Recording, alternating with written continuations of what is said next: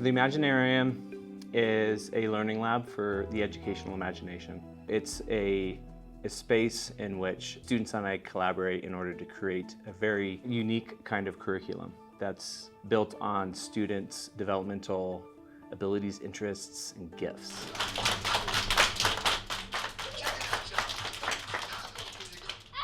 My journey began about 3 years ago at Traylor. There wasn't a visual arts program at the time, and so I saw a unique opportunity to build from the ground up. You're my line leader, right? The question for me became, what if we created a space just for our imaginative ideas to play themselves out within the context of each other, in this dynamic kind of movement and dance between interests and ideas and passions and concerns. And that's what this program has been. Where it will go is kind of up to students. I like art class because you can show your creativity without talking. You can just draw or paint or color. I like coloring a lot.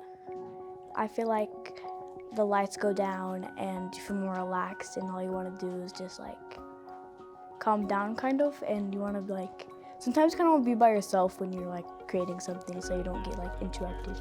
And who else is going to be here? The Artivore! The Artivore? Who's the Artivore? You! Oh, I do help tell the story of the Artivore. It is one of my favorite stories. It's one of my favorite stories. We were reading the book, Where the Wild Things Are. And I remember sitting at the table with Jack, a kindergartner, and he's drawing his wild thing. And he asked me just this question. He's like, Mr. Q, what's in the closet? It was this closet where I keep the technical drawing materials, so I don't open it very often. And so in that particular moment, I was just feeling playful. I was like, I don't know, Jack, probably a monster. What do you think? Maybe a wild thing. And he's like, whoa, okay, yeah. And then Jack had a connection that I probably would never have made. And he said, you know what, Mr. Q? If the art monster eats art, then that would make him an artivore. And from there on out, we've had an artivore living in the classroom. Juliet, hold on to that. Oh, Diane. This is yours, right? Are you and Juliet working together? Yeah. It's kind of like a monster that is for the littler kids, and you leave trash or art that is ripped into pieces for it to eat. And it's just kind of fun school tradition that our art teacher does.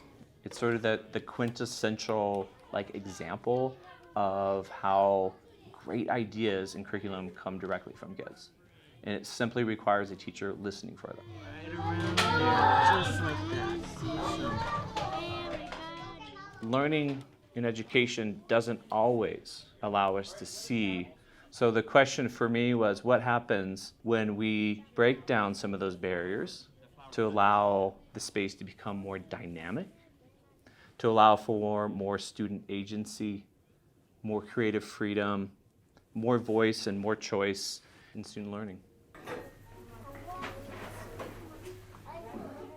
And you're thinking about the whole child. This is really important, the whole child. It's art, yes. It's physical education. It's social, emotional learning. It's intellectual. And it takes an entire ecology.